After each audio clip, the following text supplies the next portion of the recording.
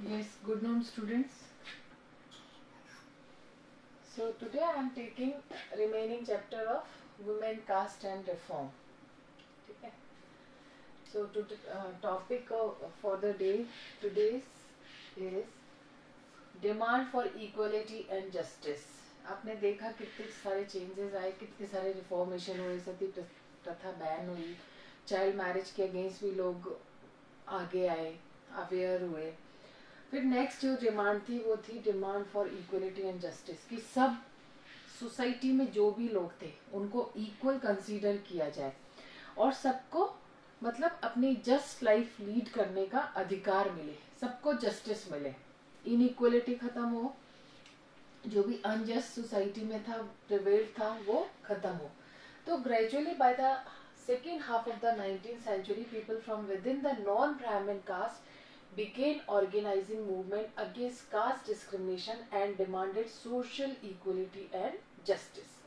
धीरे धीरे second half of the 19th century में क्या हुआ, लोग जो नॉन ब्राह्मण लोग थे, ब्राह्मण तो अपर कास्ट थे, प्रिविलेज थे, वो तो अच्छे से रह ही रहे थे, तो नॉन ब्राह्मण कास्ट लोगों ने मूवमेंट ऑर्गेनाइज करना स्टार्ट कर दिया और कास्ट किसके अगेंस्ट, कास्ट डिस्क्रिमिनेशन के अगेंस्ट, कास्ट इनइक्वलिटी के अगेंस्ट और सोशल इक्वलिटी और जस्टिस की डिमांड करने लगे उस मूवमेंट में. The Satnami movement in central India was founded by Ghasidas who worked among the leather workers and organized a movement to improve their social status. जो Satnami movement था सेंट्रल इंडिया में चल रहा था, जो घासीदास के द्वारा चलाया जा रहा था, जो कि लेदर वर्कर्स में से एक थे. लेदर वर्कर्स समझते हो, लेदर का एनिमल्स की जो स्किन है उससे कुछ भी ऑब्जेक्ट बनाना, कुछ भी प्रोड्यूस करना. तो लेदर वर्कर्स में से एक थे वो. उन्होंने एक मूवमेंट ऑर्गेनाइज किया अपने सोशल स्टेटस को इम्प्रूव करने के लिए, ताकि उनका सोशल स्टेटस इम्प्रूव हो. इन ईस्टर्न बंगाल में जो हरिदास ठाकुर थे Matua sect worked among Chandala cultivators. ये चंदेला कल्टीवेटर्स में थे. Haridas questioned Brahmanical text that supported the caste system. उन हरिदास ने बहुत सारे क्वेश्चंस इरेज किए, बहुत सारे क्वेश्चंस अराइज हुए, जिसमें उन्होंने कहा कि ब्राह्मण को इतना प्रिविलेज क्यों दिया हुआ है ना. ये जो चंदेला कल्टीवेटर्स थे उनमें से एक थे. In what is present day Kerala, आज जो केरला में जो प्रेजेंट डे केरला है ना, उसमें आप देख सकते हो guru from Ezhava caste Shri Narayana Guru proclaim the idol of unity for his people.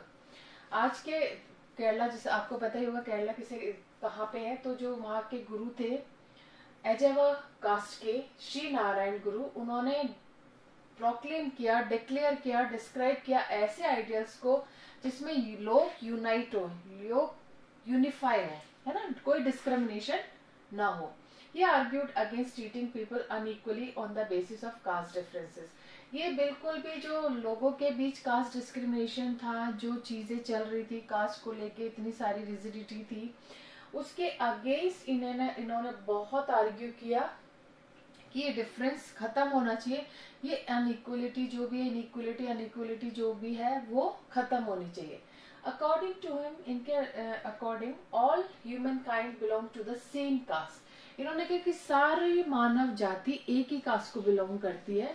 ये जो कास्ट डिस्क्रिमिनेशन है ये ह्यूमंस का बनाया हुआ है. अगर एज ह्यूमन बीइंग देखा जाए तो सारे ह्यूमंस क्या है, all are considered the same.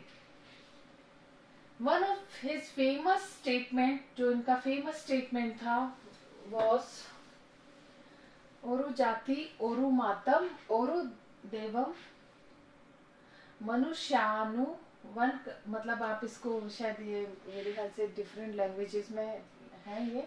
तो one cast, one religion, one God for human kind. कुल मिला के एक ही कास्ट है, एक ही धर्म है, वन गॉड और एक ही भगवान है सारे ह्यूमन काइंड, मतलब ह्यूमन जो काइंड है उनके लिए, ह्यूमैनिटी के लिए. कोई अलग अलग धर्म नहीं है, कोई अलग अलग कास्ट नहीं है, ना कोई अलग अलग भगवान है. भगवान भी एक ही है, धर्म भी एक ही है, कास्ट भी एक ही है, सब इक्वल है, कोई डिफरेंस नहीं है. All these sects were founded by leaders who came from non-Brahmin caste and worked amongst them. ये सारे जितने भी सेक्ट्स आए थे, जो इनके फाउंडर रहे, वो वैसे लीडर्स रहे जो नॉन ब्राह्मण कास्ट के थे, जो ब्राह्मण नहीं थे, और इन्हीं लोगों में से जो काम करते थे उन्होंने ये आर्ग्यूमेंट दिए. They tried to change those habits and practices which provoked the contempt of dominant caste. इन्होंने कोशिश की कि जो हैबिट्स चल रही थी, जो प्रैक्टिसेस चल रही थी, जिसमें डोमिनेंट कास्ट डोमिनेंस कर रही थी माइनॉरिटीज पे, उनके अगेंस्ट इन्होंने आवाज उठाई और उस प्रैक्टिस को, उस हैबिट को मना किया कि इस तरह की चीजें नहीं होनी चाहिए.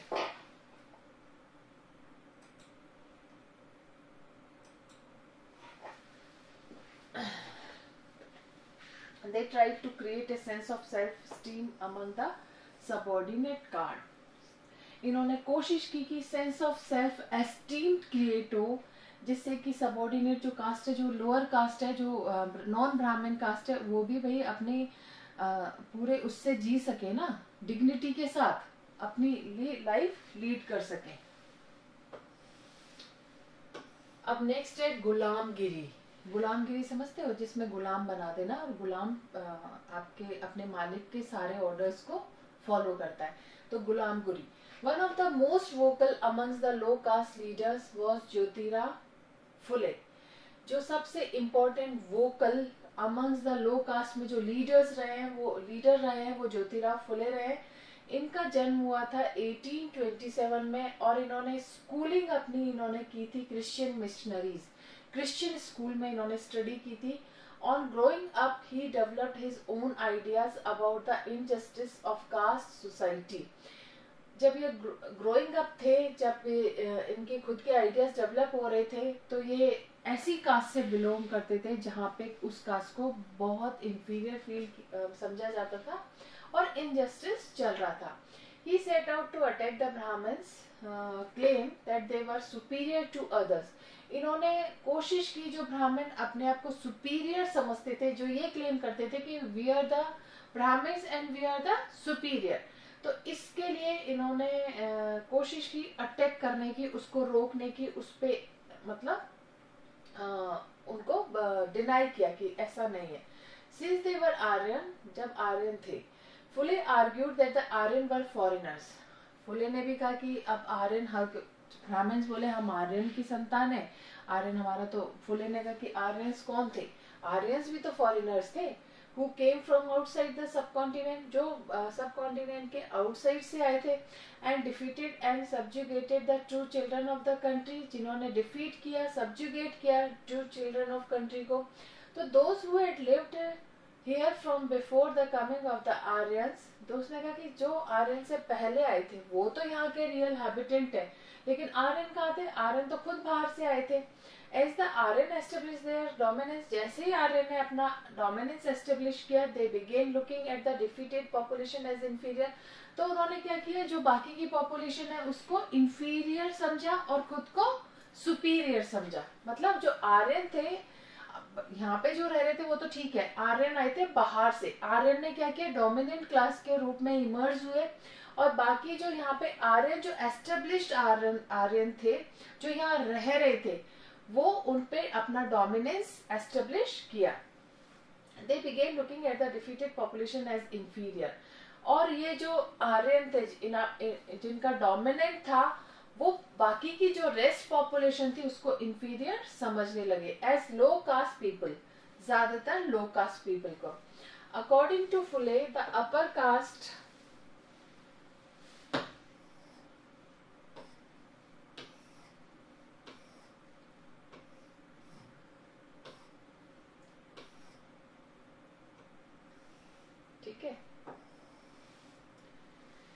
सो low caste people inferior feel किया जाता था. According to Phule, the upper caste had no right to their land and power. Phule के अकॉर्डिंग जो अपर कास्ट लोग थे, उनको जमीन का और पार का अधिकार नहीं होना चाहिए था. In reality the land belong to indigenous people, the so called low caste. उन्होंने कहा कि ये जो इतना पार पे अपना रौब दिखा रहे हैं, लैंड पे रौब दिखा रहे हैं, वास्तव में उनकी नहीं है. ये किसके? इंडिजिनियस पीपल की. इंडिजिनियस मतलब स्वदेशी, जो इसी देश में रह रहे थे आर्यन के पहले से. ये सब चीजें उनकी है. Fulle claimed that before Aryan rule there existed a golden age when warrior peasants tilled the land and ruled the Maratha countryside in just and fair ways. फुले ने यह दावा किया कि आर्यन के आने से पहले जो गोल्डन एज था, जो यहाँ पे वॉरियर पीजेंट्स थे, जो किसान थे, जो वॉरियर थे, उन्होंने अपनी लैंड टिल्ड की और मराठा कंट्री साइड पे उन्होंने रूल ओवर किया, वो भी एक जस्ट और फेयर वेज में.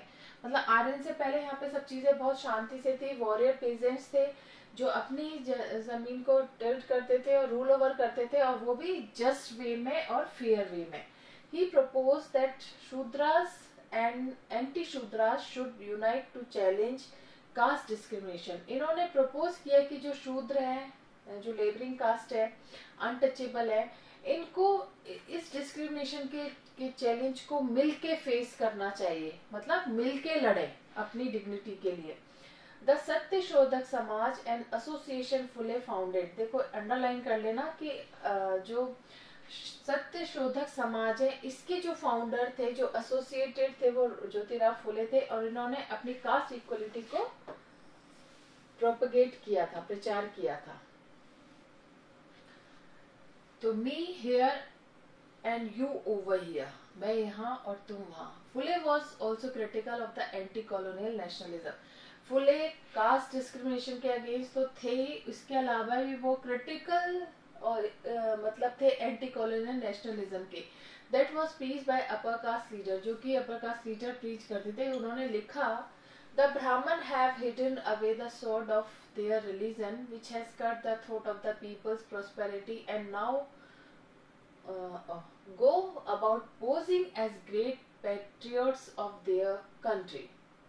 जो ब्राह्मण्स थे, they have hidden away sword of their religion, अपनी धर्म की तलवार से काफी दूर थे. उन्होंने लोगों की प्रॉस्पेरिटी का गला काटा और उन्होंने अपने जो पेट्रियोट्स है अपनी कंट्री के लिए, वो जबरदस्ती पोज किया. They give his advice to our Shudras, Muslims and Parsi youth that unless we put away all quarreling amongst ourselves about the division between high and low in our country and came together, our country will never make any progress. It will be unity to serve their purposes and then it will be made here and over there again. उन्होंने कहा कि ये जो दावा करते हैं कि हम ही है सब कुछ, हम ही देशभक्त है, हम ही सब है, तो अगर ये बाकी की जो कास्ट मिल जाए, एक हो जाए, तो वो इस चैलेंज को, डिस्क्रिमिनेशन के चैलेंज को, उनके सुपीरियरिटी को थोड़ा सा खत्म किया जा सकता है. सो इन 1873 फुले रोट ए बुक नेम गुलामगिरी. ये एक गुलामगिरी एक बुक का नाम है जो कि ज्योतिराव फुले ने लिखी थी. मीनिंग गुलामगिरी का होता है स्लेवरी, स्लेवरी है ना. Some 10 years before this, the American Civil War had been fought. कुछ साल पहले, 10 साल पहले अमेरिका में एक सिविल वॉर लड़ा गया था, leading to the end of slavery in America. उसमें यह था कि अमेरिका में जो स्लेवरी थी उसको खत्म करने के लिए ये था जो सिविल वॉर हुआ था. Phule dedicated his book to all. Phule ने अपनी बुक डेडिकेट की उन लोगों को लिए, जो उन अमेरिकन्स के लिए, who had fought to free slaves, thus establishing a link between the conditions of the lower caste in India and the black slaves in the America. तो ये गुलामगिरी जो बुक है, एक तो अमेरिका में जो थे स्लेवरी सिस्टम था उसको खत्म करने के लिए था, उनको डेडिकेट करके लिखा. एक इंडिया में जो लोअर कास्ट के लोग थे उनको डेडिकेट करके लिखा कि आप भी इक्वल राइट्स रख सकते हो, आपको भी इक्वलिटी मतलब प्रोवाइड होनी चाहिए. तो उनको डेडिकेट करके इन्होंने गुलामगिरी बुक लिखी थी. As this example show, Fule extended his criticism of the caste system to argue against all forms of inequality. इस एग्जाम्पल से आप समझ सकते हो, ये दिखाता है कि फुले जो थे, ज्योतिराव फुले थे, उन्होंने कास्ट सिस्टम को क्रिटिसाइज किया, आर्ग्यू किया कि जो फॉर्म्स ऑफ इनइक्वलिटी, जितनी भी फॉर्म्स ऑफ इनइक्वलिटी है वो गलत है. He was concern about the plight of upper caste women. इन्होंने कहा कि जो अपर कास्ट विमेन है उनकी दशा भी कोई बहुत अच्छी नहीं है, भले ही अपर समझते हो सुपीरियर समझते हो, उनकी दशा भी अच्छी नहीं है। The miseries of the labourers and the humiliation of the low caste. उन्होंने कहा कि ना तो औरतों की स्थिति अच्छी है, ना लेबरर्स की जो मिजरीज है, जो दुख है वो कम है, ना मतलब लो कास्ट को ह्यूमिलिएशन में भी काफी ह्यूमिलेट किया जाता है। तो कास्ट विमेन अपर कास्ट में विमेन को इक्वलिटी का दर्जा नहीं है, लेबरर्स को इक्वलिटी का दर्जा नहीं है, लो कास्ट को इक्वलिटी का दर्जा नहीं है। तो this movement for caste reform was continued in the 20th century. ये मूवमेंट जो कास्ट रिफॉर्म का वो चला था वो 20th सेंचुरी तक चला था by other great Dalit leader like doctor B R. Ambedkar in western India and E V. Ramaswamy Naicker in the south. जो दूसरे ग्रेट लीडर्स दलित लीडर्स बने थे वो डॉक्टर बी.आर. अम्बेडकर अपन पढ़ चुके हैं, वो थे इन वेस्टर्न इंडिया में, और ई.वी. रामास्वामी थे नायकर, ये साउथ में थे। तो हु कुड एंटर टेम्पल? तो टेम्पल में आपको पता ही है कि लोअर कास्ट को एंट्री नहीं थी, उनका एंट्रेंस बिल्कुल बंद था। तो कौन लोग थे जो टेम्पल में एंटर कर सके? Ambedkar was born into a Mahar family. Ambedkar जो है एक मेहर फैमिली से बॉर्टअप हुआ था उनका। As a child he experience what caste prejudice meant in everyday life. उन्होंने महसूस किया, क्योंकि वो एक मेहर फैमिली से थे, तो उन्होंने ये चीज बहुत अच्छे से महसूस की थी कि कास्ट प्रेजुडिस कितना ज्यादा है, एवरीडे लाइफ में कास्ट प्रेजुडिस है। In school he was force to sit outside the classroom. School में भी उनको फोर्सफुली बोला जाता था कि वो क्लासरूम के बाहर बैठे, अपर कास्ट के लोगों के साथ वो ना बैठे। And was not allowed to drink water from taps. उनको बिल्कुल भी अलाउ नहीं था कि वो नल के पानी से पानी पिए। अपर कास्ट चिल्ड्रन अगर उसको यूज कर रहे हैं उस टैप को, तो वहां पे जो लोअर कास्ट के बच्चे हैं वो उस टैप को यूज नहीं कर सकते थे। आफ्टर फिनिशिंग स्कूल फिनिश होने के बाद he got a fellowship to go to the US for higher study. इनको मौका मिला हायर स्टडीज के लिए, यूएस गए। Of his return to India in 1919, और ये जब रिटर्न हुए 1919 में, he wrote extensively about upper caste power in contemporary society. उस वक्त इन्होंने लिखा अपर कास्ट के बारे में, अपर कास्ट पार के बारे में उस वक्त की सोसाइटी में, कंटेम्प्रेरी सोसाइटी में। In 1927 Ambedkar started a temple entry movement in which his Mahar caste followers participated. 1927 में अंबेडकर ने स्टार्ट किया था टेम्पल एंट्री मूवमेंट, मतलब टेम्पल में एंट्री दी जाए लोअर कास्ट को भी। तो एक मूवमेंट चलाया इन्होंने, जो मेहर कास्ट के जो फॉलोअर थे उसमें बहुत इनका सपोर्ट किया, पार्टिसिपेट किया इस मूवमेंट में। ब्राह्मण priest were outraged when the Dalit use water from the temple tank. ब्राह्मण जो प्रीस्ट थे, जो पुजारी थे ब्राह्मण, वो बहुत आउटरेज्ड मतलब बहुत गुस्सा हो गए थे कि दलित ने उनके टेम्पल टैंक से जाकर उनका पानी यूज किया। Ambedkar led 3 such movement for temple entry between 1927-1935. Ambedkar ने 3 मूवमेंट्स किए टेम्पल एंट्री मूवमेंट को लेके। तीन मूवमेंट इनके रहे 1927 एंड 1935 में। His aim was to make everyone see the power of caste prejudice within society. इनका मेन जो ऑब्जेक्टिव था ये दिखाना था, make everyone see, कि ये सबको दिखाना था कि जो पावर ऑफ कास्ट प्रेजुडिस है सोसाइटी में कितनी प्रिवेल्ड है, कितनी ज्यादा है, कितना कास्ट डिस्क्रिमिनेशन है। नेक्स्ट था नॉन ब्राह्मण movement. In the early 20th century, the non-Brahmin movement started. Early 20th century में non-Brahmin movement start हो गया था। The initiative came from those non-Brahmin castes that had acquired access to education. जो initiative लिया गया वो आया non-Brahmin caste से, जिन्होंने एजुकेशन को एक्सेस करने की कोशिश की, एक्वायर करने की कोशिश की, वेल्थ को एक्वायर करने की और इन्फ्लुएंस को। They argued that Brahmin were heads of iron invaders from the north who had conquered southern lands from the original inhabitants of the origin, the indigenous Dravidian races. इन्होंने भी argue किया कि जो Brahmins थे वो आर्यन के वंशज थे, है ना, आर्यन के सक्सेसर्स थे। और आर्यन कौन थे? वो इन्वेडर्स थे, वो बाहर से आए हुए थे, उन्होंने इन्वेड किया था नॉर्थ से और उन्होंने सदर्न लैंड को कॉन्कर कर लिया, जीत लिया और अपना जो यहाँ के ओरिजिनल जो इनहैबिटेंट्स हैं, जो ओरिजिनली यहाँ पे रह रहे थे, उनको दबाने की कोशिश की इस रीजन में, जो कि इंडिजिनियस द्रविडियन रेसेस थे, उन पे डोमिनेंस एस्टेब्लिश करने की कोशिश की।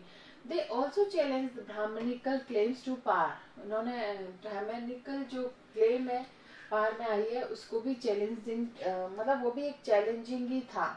ईवी रामास्वामी नेकर और Periyar, he was called, came from a middle class family. ये लोग रामास्वामी और पेरियार ये सब मिडिल क्लास फैमिली से बिलोंग करते थे। Interestingly he had been an ascetic in his early life and had studied Sanskrit scripture carefully।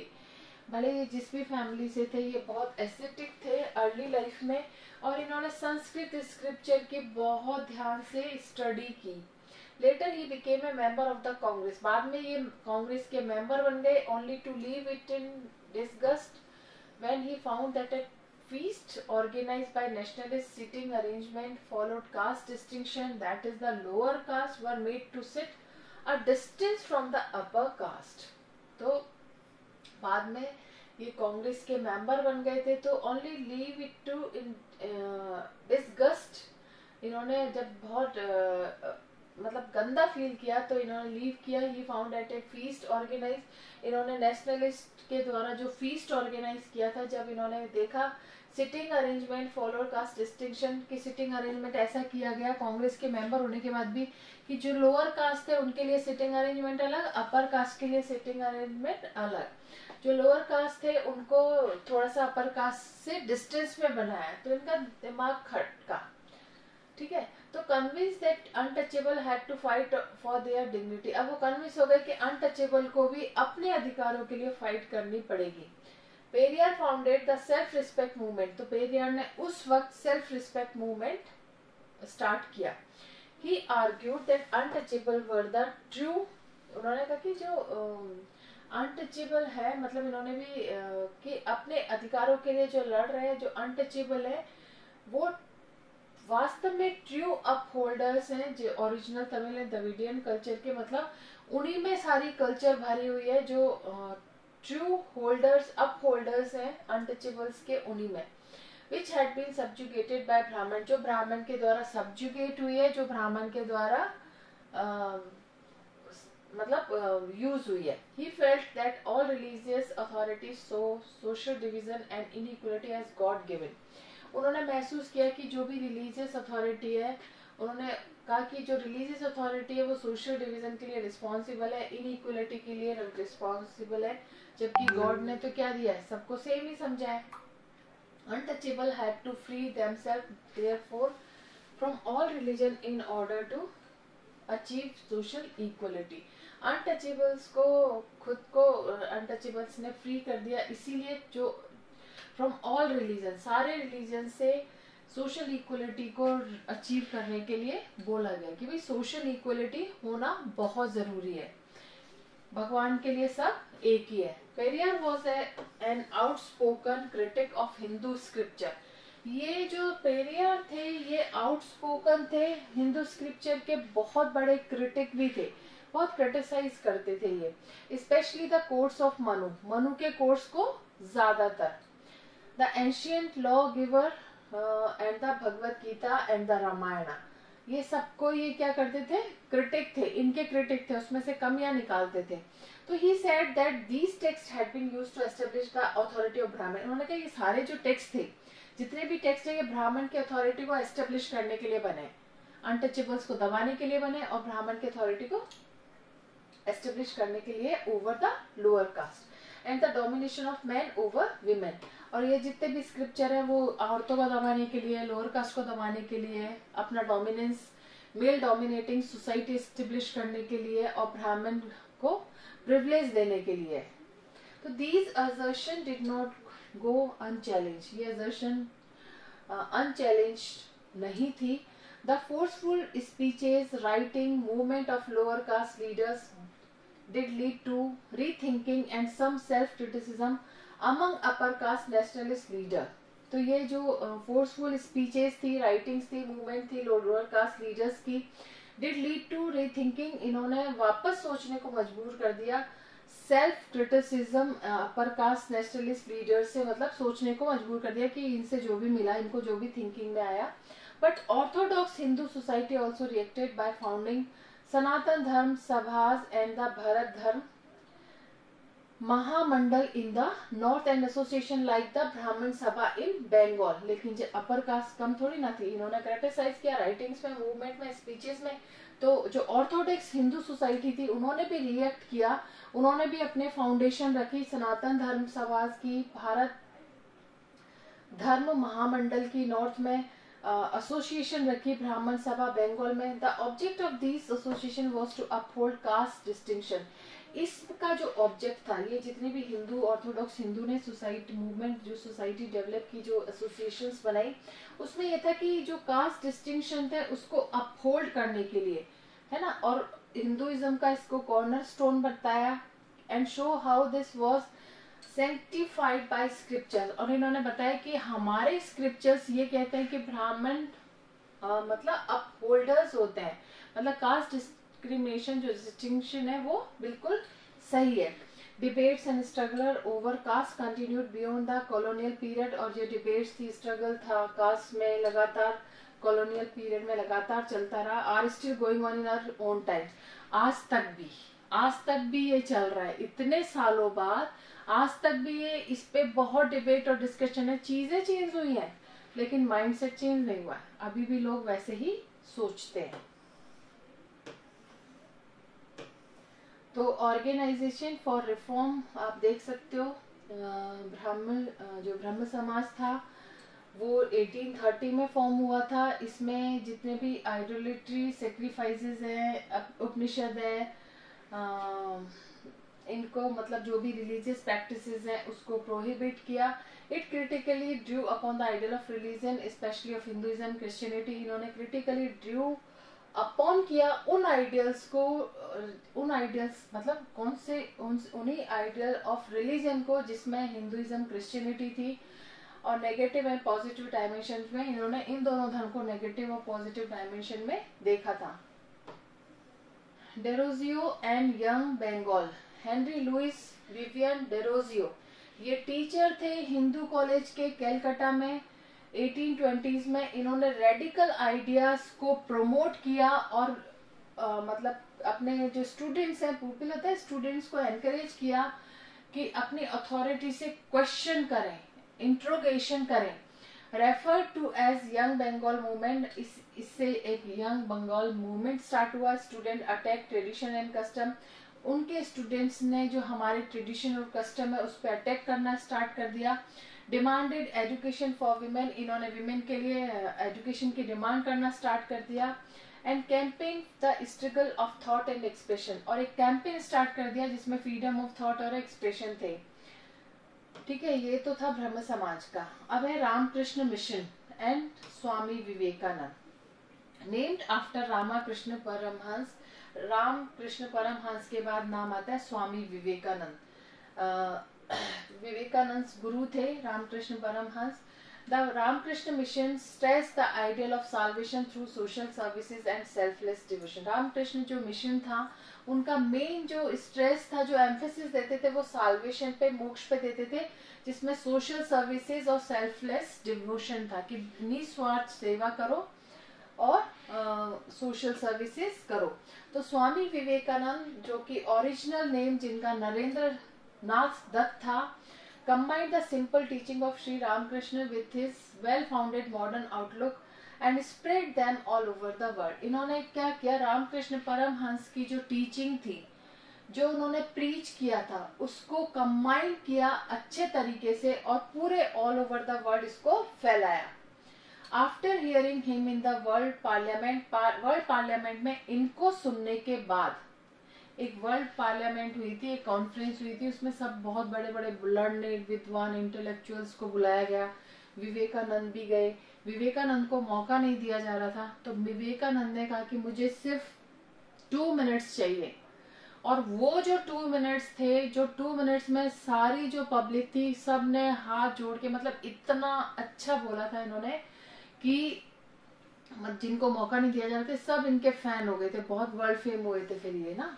तो उसी का किस्सा है ये कि शिकागो में एक 1893 में न्यूयॉर्क हेराल्ड ने रिपोर्ट किया, we feel how foolish it is to send missionaries to this learned nation. उसने मतलब बोला कि वी फील हाउ फुलिश, कि कितने लोग बेवकूफ हैं जिन्होंने मिशनरीज को ऐसे लर्निंग नेशन में भेजा। Indeed Swami Vivekananda was the first Indian in modern time. Swami Vivekananda पहले थे मॉडर्न टाइम में Indian, first Indian who reestablish the spiritual preeminence of the Vedanta philosophy on a global scale. पहले थे इंडिया के मॉडर्न टाइम में जिन्होंने एस्टेब्लिश किए अपने स्पिरिचुअल प्री एमिनेंस को वेदांत फिलोसफी में ग्लोबल स्केल पे। But his mission was not simply to talk to religion. उनका मेन एम ये नहीं था कि धर्म के बारे में बात करना। He was extremely pained at the poverty and the misery of his countryman. उन्होंने वास्तव में वो दुखी थे इस चीज के लिए कि जो हमारी कंट्री में पोवर्टी थी, जो कंट्री मैन की जो मिजरीज थी उसको। He firmly believe that any reform could become successful only by uplifting the condition of the masses. इन्होंने फर्मली कहा, बहुत स्ट्रांगली ये चीज बोली, महसूस किया, इनका विश्वास था कि अगर कुछ रिफॉर्म करना है, सक्सेसफुली हमें कुछ रिफॉर्म करना है, तो जो मासेस हैं, जो जनरल मासेस है, उनकी कंडीशंस को अपलिफ्ट करके कर सकते हैं। जो सप्रेस लोग हैं उनकी जो पोवर्टी, मिजरीज या सोरोस जो भी है, उनको कब, उन लोगों को जो कॉमन मासेस है उनको अपलिफ्ट करके कर सकते हैं। देयरफॉर इसीलिए his clarion call for the people of India was to rise above the narrow confines of their religion of the kitchen and come together in the services of the nation. इसलिए बहुत लोग इनसे प्रभावित होके किस में आए, सर्विसेज ऑफ द नेशन में आए। By sending out this call, he made a single contributor to the nascent nationalism of India. तो अगर आप बोल सकते हो कि ये पहले थे जिन्होंने नेशनलिज्म की एक आग, एक कहते हैं ना चिंगारी, जिन्होंने जलाई थी। His sense of nationalism was, however, not narrow in its conception. इनके conception में जो sense of nationalism थी वो इतना narrow नहीं था. He was convinced that many of the problem facing the mankind could only be overcome if the nation of the world come together to an equal footing. इन्होंने कहा था, ये convinced थे कि जितनी भी प्रॉब्लम मैनकाइंड, जो मानवता फेस कर रही है, जो ह्यूमन बीइंग फेस कर रहे हैं पूरे वर्ल्ड में, वो ओवरकम तब हो सकती थी जब सारे नेशन एक इक्वल फुटिंग पे आ जाए, इक्वलिटी पे आ जाए। तब ये मानवता को, मानवता पे जो इतनी सारी चीजें हैं, ये सेंस ऑफ प्रॉब्लम्स है, इनको फेस किया जा सकता है। तो therefore his exhortation of the youth was to unite on the basis of a common spiritual heritage. In this exhortation, we became truly the symbol of a new spirit of source of strength of the future. इन्होंने youth को एक नई source, नई strength, नया motivation, नया encouragement दिया था, बिल्कुल अलग आइडिया में अपना। नेक्स्ट है प्रार्थना समाज। ये प्रार्थना समाज एस्टेब्लिश हुआ था 1867 में बॉम्बे में। Prarthana Samaj sought to remove caste restriction. ये बेसिकली कास्ट रिस्ट्रिक्शंस को रिमूव करने के लिए था, चाइल्ड मैरिज को अबॉलिश करने के लिए था, एजुकेशन ऑफ विमेन को एनकरेज करने के लिए था, एंड ऑन विडो रीमैरिज, कि विडो रीमैरिज पे जो बैन लगा हुआ है उसको खत्म करने के लिए था। It's religious meeting due upon Hindu, Buddhist and Christian text. इनकी जो रिलीजियस मीटिंग हुई थी वो हिंदू, बुद्धिस्ट और क्रिश्चियन टेक्स्ट में मिलती है। द वेदा समाज, ये मद्रास, चेन्नई में 1864 में एस्टेब्लिश हुआ था। वेदा समाज इंस्पायर था ब्रह्म समाज से। It work to abolish caste, ये भी कास्ट डिस्क्रिमिनेशन को अबॉलिश करने के लिए था, रिमूव करने के लिए था, और प्रमोट करने के लिए था विडो रीमैरिज के लिए एंड वुमेन्स एजुकेशन के लिए। Its member believed in one God. इसके जो वेद समाज के जो मेंबर्स थे वो कहते थे कि भगवान एक ही है, पूरे दुनिया में जिसने बनाया है वो एक ही भगवान है। They condemn the superstitions and ritual of orthodox Hinduism. जो हिंदुइज्म में जो होता है ना सुपरस्टिशन, अंधविश्वास, उसके अगेंस्ट थे ये। और जो हिंदू धर्म में जो रिचुअल्स थे और सुपरस्टिशियस जो भी लोग थे उनको सुपरस्टिशन था जो भी, उसके टोटली ये अगेंस्ट थे। तो नेक्स्ट we'll study tomorrow. ठीक है, till then take care, bye.